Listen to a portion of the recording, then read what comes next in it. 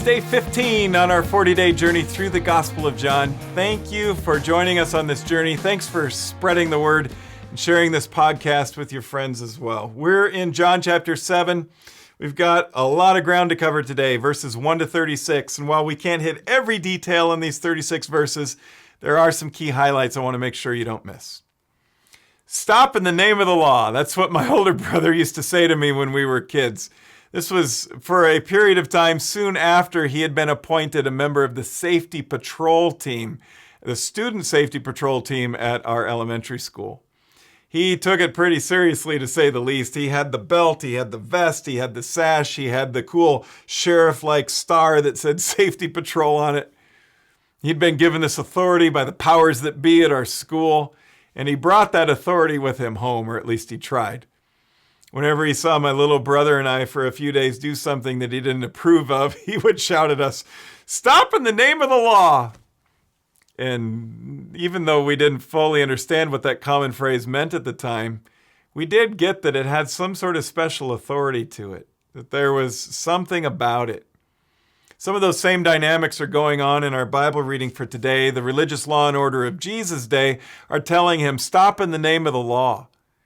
John chapter 7, verse 21, Jesus says, I did one miracle on the Sabbath, and you were amazed, but you wanted to shut me down. You criticized it. You weren't amazed in a positive way. You were amazed in a critical way, in a way that showed that you were offended that I would heal somebody on the Sabbath. But then Jesus points out their hypocrisy in the next verse. But you work on the Sabbath too when you obey Moses' law of circumcision.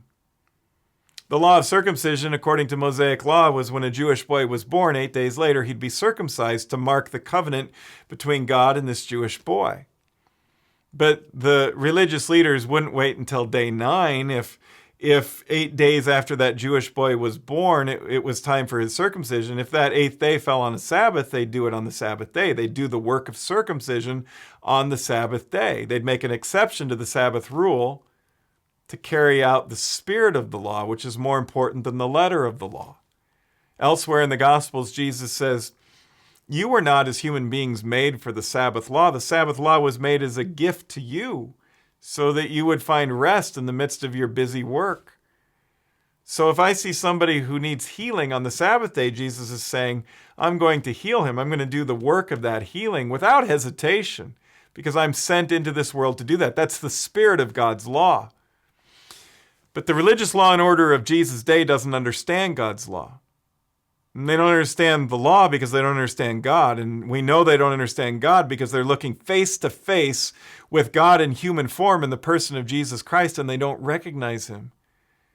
And if they don't recognize him, then they're not going to recognize the right interpretation of God's law. In verse 16, Jesus says, my message is not my own. It comes from God who sent me. But you want glory for yourselves. I'm a person who seeks to honor the one, my Father in heaven, who sent me to speak this truth. Moses gave you the law, but none of you really obeys it. You act like you obey it. Stop in the name of the law. But you don't really obey it just because you say it. In fact, you're trying to kill me, and what more evidence do you need that you don't get it? If anything, you should be bowing down to worship me, not trying to kill me and plotting my execution. You should be following me. You should be deferring to me as the right interpreter of Mosaic law. It's my law, Jesus could say. But that is an example of a bigger point that John's trying to make in these 36 verses for us that leads to a really significant question, the most significant question in John's gospel. What do you believe about Jesus? Not just the religious law and order of his day, not just faces in the crowd, but what about you? Who do you say that Jesus is? For John, there isn't a more important question. So ponder that one today. What do you believe about Jesus? John gives us several examples in these 36 verses. Verse 1, it's the religious law and order who want Jesus to stop in the name of the law, but they're not just law, they're also order. They're ordering his execution. It says they're plotting his death, verse 1. Verses 3 to 9, we meet Jesus' own brothers. I talked about my brothers earlier in this episode. Jesus had brothers too, and they sort of understood him. Verse 5 says, even his brothers didn't believe in him as the Messiah, but we learn from these verses here in John 7 that they did believe he did miracles.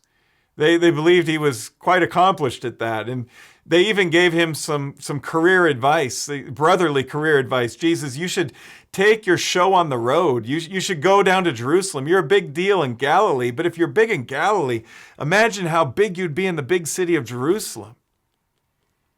You'd be the most famous that way, as if Jesus' ultimate goal in life is to be famous. Of course, it's way more than that.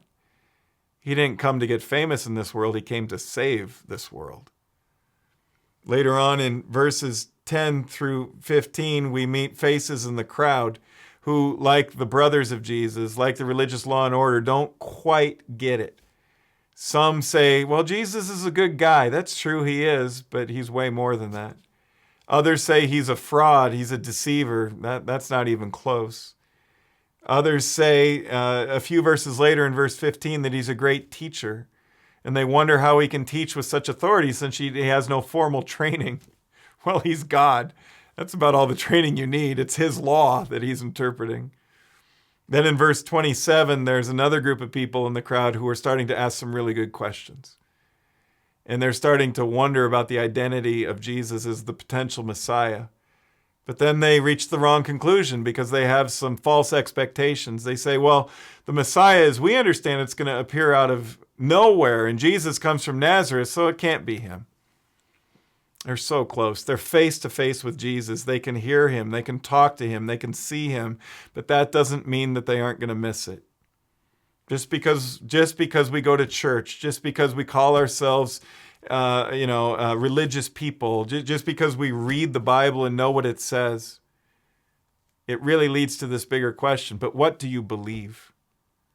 Not just what committees have you served on at church or what denomination are you a part of? What do you believe about Jesus? That's the question. And just because we're face to face with this text, it doesn't necessarily mean we're going to get that. Oh, I hope and pray you get it, because it opens all the doors. It changes everything. Keep asking, keep seeking. Let God's word come all the way in until you can come to that place where you say, I believe, even if it's the tiniest mustard seed of faith that you believe, it changes everything. It's easy to misperceive. It's easy to have false expectations. It's easy to see something face to face and misunderstand it. When I was in high school, we had a pastor in our church named Pastor Ronning. And he was like the Indiana Jones of pastors. He was a missionary in China. He had stories about how the Red Army would pursue him with M16s and how he'd have to flee for his life. We just thought, all my friends and I in high school, that was so heroic that he would do this for the sake of the gospel, for telling people who didn't know Jesus about Jesus. One day he came to our high school youth group and he told this story, and I'll never forget it. He was sitting face to face with somebody famous, but he didn't see it. He was on a train in Europe, a long train ride, hours-long train ride, and he was sitting next to his friend, and they had just graduated from seminary recently, and they were feeling pretty theologically elite, he said. Along comes this frumpy guy, Pastor Ronning said, who ends up sitting in the seat right across from us. It's one of those trains where two seats face this way and another two seats face the opposite way, and so you're kind of just looking face to face at each other for hour after hour after hour. Pastor Ronning said he was a nice enough guy, but he didn't have a very vibrant personality, not very colorful, he thought. Nothing outstanding about him, nothing extraordinary. Oh, boy, did he miss it. His friend immediately recognized who this was, but he was too blown away and shy to say anything. Finally, this mysterious man sitting across from them, face to face, came to his destination. He grabbed his bag, he got up, he bid farewell, and he departed. As soon as he left, Pastor Ronning's friend turned to Pastor Ronning and says, "Don't you know who that was?" Pastor Ronning says, "I have no idea," but he wasn't very impressive. And Pastor Ronning's friend said, "That was C.S. Lewis, the greatest Christian author of the 20th century, the Chronicles of Narnia author, the guy who wrote Mere Christianity and a stack of other Christian books about this high. C.S. Lewis was there, and Pastor Ronning had the opportunity of a lifetime to have a conversation with him for hours, and he missed it." You're coming face to face with Jesus as we take this tour through John's Gospel. Do not miss the opportunity to connect with him, to believe in him, What do you believe? Verse 31, John's gospel says, finally, there were people who says, after all, wouldn't you expect the Messiah to do more miraculous signs than this man has done? And so they believed in him. Finally, what do you believe? The champagne bottle is starting to shake and the cork's about to pop off, and tomorrow Jesus is going to make a really big and exciting announcement in our Bible reading. But for today, as a prelude to that exciting moment, what do you believe? Because God has provided more than enough for us through his word in these first 7 chapters. And if you believe, you're going to start to see it. We'll see you tomorrow. Please like, review, and share on whatever platform you're using that helps us get the word out. And join us for weekend worship. You can go to LutheranChurchofHope.org to find out how. We'll see you there.